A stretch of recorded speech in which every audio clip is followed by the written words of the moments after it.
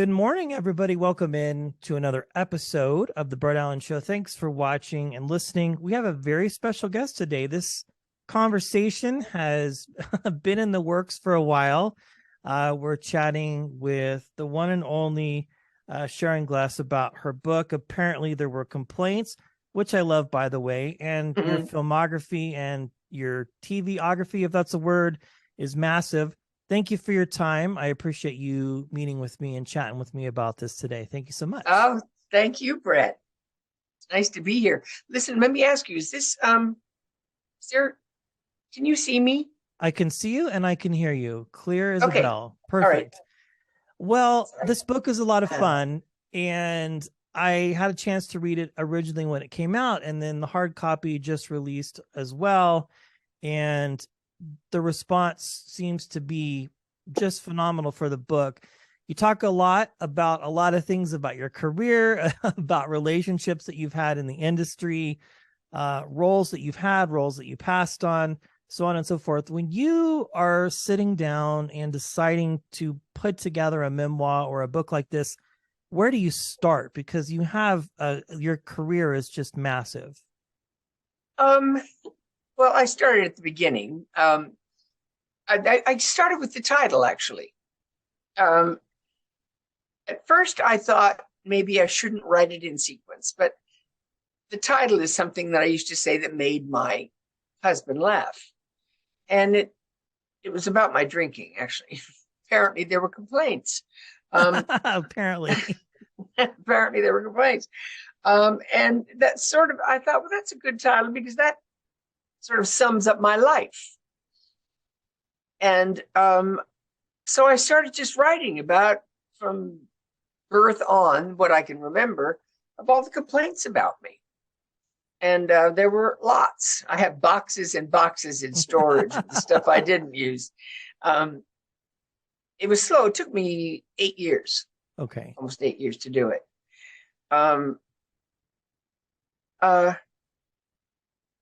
I had an editor, of course, who helped me, but I get complaints from the publisher. They're saying, Sharon, you got to make your paragraphs a little longer. I finally got the hang of it. And, you know, with help in 8 years, it became a book about all the complaints about me. And there's a lot of material.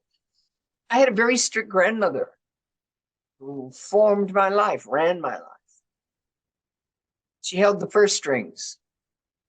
And I learned early on that if someone else holds the purse strings, you got to dance. And I loved her, but she was hard on me. Very hard on me. When you're a child, you have to do what you're told. And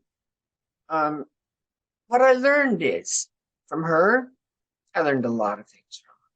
But I learned as long as someone else is holding the purse strings, you'll never have freedom. And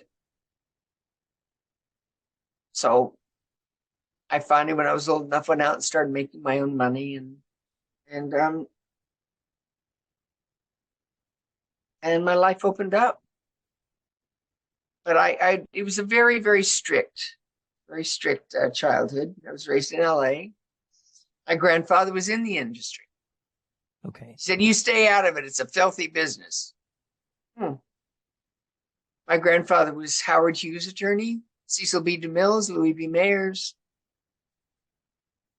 He was a big shot in the golden days of Hollywood. But finally, when I was 26, I admitted it's really what I want to do. That's old to be entering this industry. But fortunately, I had like a young Irish face, a baby face, you know, so I got away with it for a while. Anyway, what do you want to know? Well, I love that. So I'm very curious because you do talk about a lot in the book, but would you say, just as a very simple baseline, that upbringing, that way of life, that structure, and then later, as you mentioned, striking out on your own, pursuing the business, even though you had family in the business, and those directing you, really what drove you, I mean, outside of talent and all the other things that you possess, do you think that is what drove you to be successful and to really put your feet down and go, I'm going to make something out of this, regardless of what other people in my family or in my life might think about me? This is going to sound corny because it took me till I was 26 to say I wanted to be an actress. That's, you usually enter the industry much younger than that. I was a production assistant. If you want to know what gave me the nerve to enter this business, I think always that 6-year-old dream of I want to be in the movies. Because there was a boy in my grammar school class named Billy Chapin, and he was a child star. I saw him on the big movie screen, and I said, I'm going to be like Billy. If Billy can do it, I can do it. He was one of those people who had to see somebody to see if it could be done, you know? I was a production assistant for many years in the industry behind the camera. And one of my jobs was to read with actresses who were coming in for roles. It was a little small independent company. And so I used to read with these actresses, and I'd try really hard to give them everything they needed. And they'd get the job. And I'd make out their paycheck. And I said, wait a minute. I was better than they were in that reading. And I was. And I stopped being afraid. I thought, these women, God bless them, were not as good as I was in that reading. And they're getting the jobs. They're making all this money, and I'm making $200 a week. I'm going to stop being afraid. So I upped my dream. Brett, I do believe that you can't have anything without a dream. You have to have something to shoot for, even if it's in your subconscious. I think there's energy out there that hears you. And when you really dream something and you really want it, I do believe there are outside forces that say, okay, let's see what we can do. Yeah, I would agree with that statement. I think Okay, it's very thank you. true. Yeah, I like was interested to hear your reaction, because I do. And when I started this, I put a vision board together, which I firmly believe in. And in spite of whatever someone's beliefs might be or not, you know, that was one thing for me. I was like, it's important because, and I'll be very honest, and I'm not saying this to say it, but you and a bunch of others were on that list of people that I found fascinating that I wanted to talk to. Because when you start out, you have to build that credibility. You have to build the trust with people in order to get somewhere. But yeah, I 100% agree with the fact that if you're not manifesting those things, you know, you could dream a lot, but that might not get you anywhere unless you really believe in what you're putting out there. And so yeah, and I think you that's have to true. believe that dream, that somehow it's going to happen. It's going to happen. And when I don't know how much time we have, but I'll tell you how my admitting that I wanted to be an actress happened. I'd been holding it inside. I'd never told anybody for years. Now I'm 26 years old. And I'm visiting my grandfather and his new wife.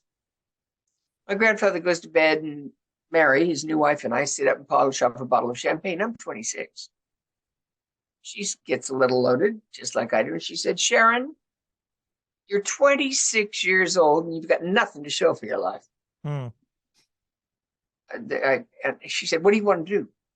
I'd been a secretary, but I'd just gotten, the company I worked for fell apart, and I just broken up in a wedding engagement. It was just, you know, it was a downtime. She said, you have nothing to show for your life. What do you want to do? She said, and just say it. Say it out loud. Even if you think it can't ever happen, just put it out there. And I'm telling you, Brett, out of my mouth said, I want to be an actress. She said, so? I said, Mary, I'm 26 years old. She said, when I was your age, I was under contract to MGM. Wow. I said, really? She said, I wasn't very good, only lasted a year, but yeah. She says, so what are you going to do about it? And I said, well, I said, Grandpa, her new husband, I said, Grandpa disapproves of going into the business. And he was a big shot in his day. Um, Grandpa disapproves. He said, it's a filthy business. So please don't even say anything to him. You just asked me to say it. So I said it. She said, oh, I won't say anything. She said, but you ought to think about that. I said, okay. So I go to bed. The next day I wake up. She said, your grandfather would like to see you. Oh, man. Okay. So I'm called into his room and he's sitting in bed reading the paper. He said, that's ridiculous. Oh, I said, Mary, Grandpa said you, I said, Grandpa, Mary said you wanted to see me. He said, yes, I did. He said, that's ridiculous. I said, I asked Mary, please not to tell you. I know you did. He said, I mean, it's ridiculous. You think I would stop you. And I said, oh. He said, so you want to be an actress? I said, yes, Grandpa. He said, so what are you going to do about it? I said, well, I'm going to take acting lessons. So I was 26. I ended up in the beginner's teenage class. Okay, Brett, but it doesn't matter. He said, I said, I'm going to take acting lessons. And he said, how much are those? And I found out because secretly it was my dream. I said, it's like $300 for 3 months or $500 for 3 months. He said, so you got $500. Now what? I was flat broke. Wow. I didn't have a penny to my name, no job, nothing. I had nothing. And I drove my grandfather's car. He ostensibly called and said, look, I need my station wagon, bring it to the desert. Okay. And I ran into somebody. I rear-ended somebody on the way over. I mean, it's just one of those times in your life, everything I touched turned to shit. Anyway, he said, you've got $500. Now what? And I said, well, he said, what are you going to do until that happens? So you become an actor. I said, well, I'll get a job. I'm a secretary. He said, great. You got $500. You want to go home? I said, Grandpa, I just got here and you invited me for 2 weeks. He said, I know I did. You want to go home? My grandfather was a thoroughbred breeder and racer. Wow. And Brett, he knew when a filly was ready to run. I had just arrived the night before. And I said, yes, Grandpa, I wanted to go home. He said, good, have Mary get you a ticket. And Brett, as I was flying over Los Angeles, I will remember this till the day I die in America. Flying over Los Angeles, and I look down and I say, and that's the city where it happens. I was born there. Still, it looked different to me. I said, I'm not going to fail. I know I'm not a looker. I know I don't have a foxy body, but I'm going to make it. Maybe it was just his approval. It was just something. I'd said it out loud. Now I landed and I had to get a job. I auditioned for the acting class. It was a teenage class. I had no experience. It was on Thursdays during the day. So I said, well, I'll get a night job. And a man calls me, a producer I know. He said, Sharon, Arthur Marks, where have you been? I've been in Arizona. Mr. Marks. He said, well, I'm opening a new company and I need an assistant. You're the best production assistant I've ever seen. Wow. Brett, I swear to you, that happened. I believe it. Yeah. I said, Mr. Marks, I thank you, but I can't. He said, why not? I said, you'll laugh if I tell you. He said, so go ahead, tell me. I said, I'm going to be an actress. He said, so I'm not laughing. What are you going to do till that happens? I said, well, my acting class is on Thursdays, so I have to get a night job. He said, I'm giving you Thursdays off with pay. I didn't write this script, but I guess I did. You know what I'm saying? I do. Yeah. That's so fascinating. So, and I worked for Mr. Marks. Wow. At his production company for a year. And I did a play with somebody in my acting class who'd written it, and we all auditioned. And somebody, get this. So I do the play. It only runs 2 nights, folding chairs. We don't charge anybody. the next week, a man calls me in my office, Mr. Mark's office. Said, Sharon Gless. I said, this is she. He said, this is Orrin Borston. He said, I'm in publicity at Universal Studios. I was in the audience, your little play Saturday. It's a piece of shit. I said, yeah. And he said, you'd be perfect for the lead in John Cassavetes' new film. And I'd like to introduce you to Monique James, the head of our talent department. I'm going, I said, okay, cut the bullshit. Who is this? He said, I understand you're being skeptical. Why don't I have Miss James call you? I said, yeah, do that. It was Monique James, head of talent at Universal. Wow. She called me. I prepared a scene for her. She signed me to a 7-year contract, and that's what. And the rest is literally History. history. I mean, looking at your career, and you talk about this in the book, your interactions with different people in the industry, whether it be on the positive or the negative, it's still all, I feel, compiles to what your career has been and the success of it, and have continued to work nonstop, except maybe the previous couple years when everything stopped. Yeah. But you've done television, you've done film. Looking at the industry now versus when you started, obviously it's changed significantly, but do you often, when you show up and do guest spots on shows, or maybe you have a story arc, do other actors, younger actors in the industry solicit you for advice and ask you, hey, what advice would you give me? Or is it practically impossible in this sense because everything is so different now? It's very different. And I'm usually never invited. But I was invited to do a guest spot of Peter Page. I did a series called Queer as Folk. Yes. And Peter Page was one of the stars. Peter is now a producer.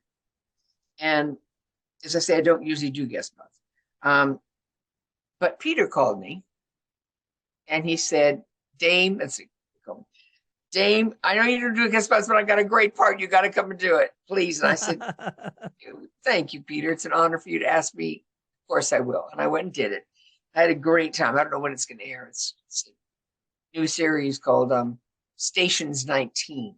It's not new. It's just new to me. Apparently it's been on for a long time. So I'm going to do the opening show for them. And I got invited to do a motion picture, which is not usually what I do. With, forgive me, I just went blank. The man who starred, he's television. He also starred as James Bond, Pierce Brosnan. Yes. Pierce Brosnan stars in this movie, and they sent me a copy of one scene. These motion picture people, and no script. They said, if you like the scene, we'll send you the script. I said, okay. I read it. It is, I don't know your audience. It is the filthiest scene. Every word that could ever come out of anybody's mouth is in this one scene. And I read it. And it all comes out of my mouth. I read it and I thought, whatever made you think of me? And I went and did it. And it was so much fun. It hasn't come out yet, but it used to be called Fast Charlie. I don't know what they changed it to. Wow. They changed it to another name. But it is the raunchiest, funniest. And I was so pleased that there's been something in my work where they thought, get Sharon Gless to do this one. I love it that you are revered in that way. Me too. In the sense of like just the relevancy that exists.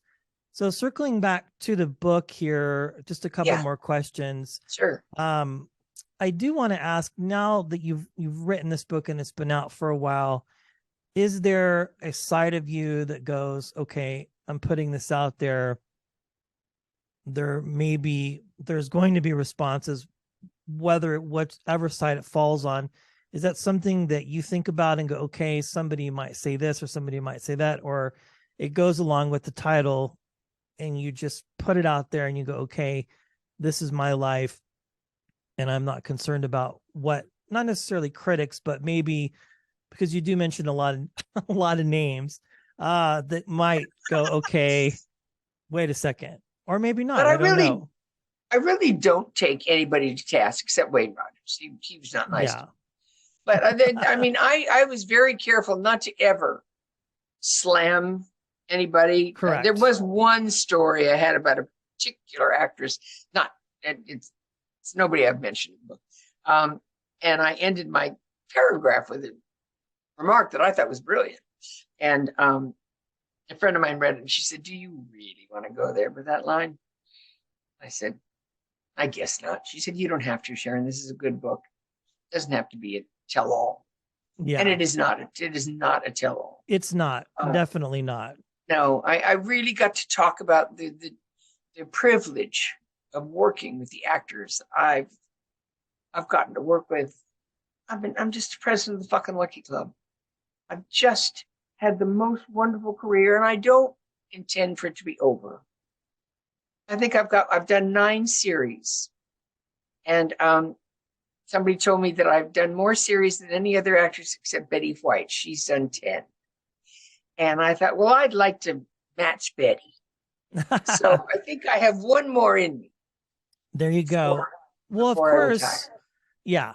I mean, I'm sure that will happen. I mean, outside of the obvious Cagney and Lacey, which I think resonates with most people. I mean, you have done so many other things, and that in this world of reboots and new boots and the new night courts and all of this and all of that, that's one series that Hollywood seems to have not touched. However, I think seeing other things that are out there have somewhat tried to replicate, maybe in a way that doesn't seem obvious to the viewer, because there have been a lot of shows like that, but yours obviously was the original and the best.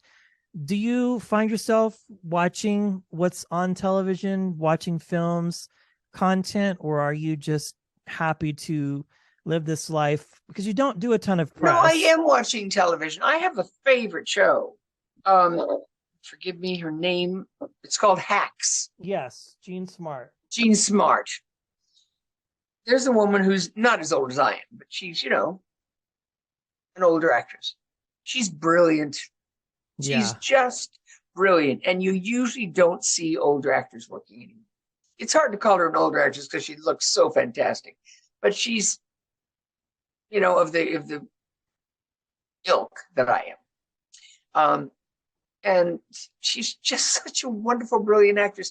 They seem to not hire older actresses. It's always been that way. Yeah, I hear that all the time. Yeah, it's always been that way. But I hope to beat that one more time. I mean, you can look it up, but I'm about to be 80, and I ain't done. No, I think that women and men, but they always let men work much older than women. I just think we're more interesting now. Yeah, you know, our deliveries are going to be different because we just know more.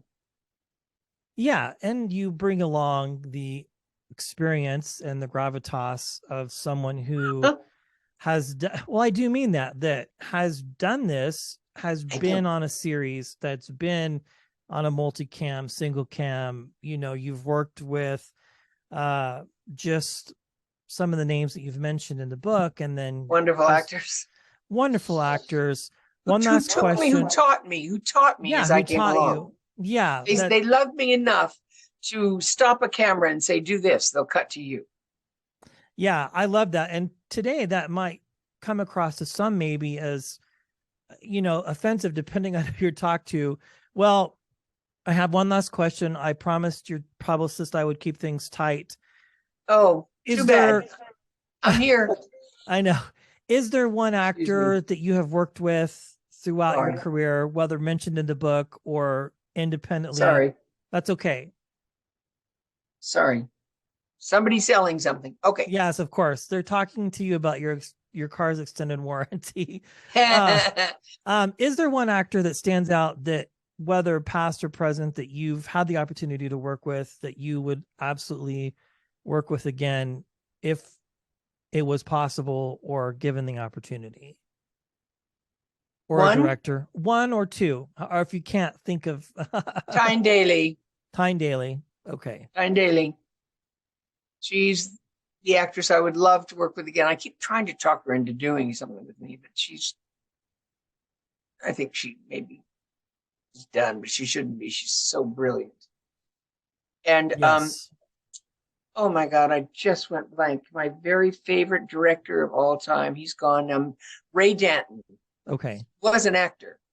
And he used to direct me quite often, directed both of us in Cagney and Lacey. And he's the only one who would call me over and say, I think you can do it better. He didn't tell me how. He'd just say, you can do that better. Wow. And I what a loved piece of direction to receive. Just do it better. It's like, don't try this or don't try that. Just do it better. And it's like, that's where I think you'd have to really rely upon your skills as an actor and your training. Well, I also relied on his belief in me, that he knew the confidence that would instill. Yeah. Well, I love it. Well, this book is fascinating and fantastic. Apparently there were complaints. It's available thank you. On all platforms. You can get the Audible version. You can get the Kindle version. You could buy the hard copy. And we'll make sure our my paperback came out and my audio has won 3 awards. Yeah. We can't not mention that. That's spectacular too.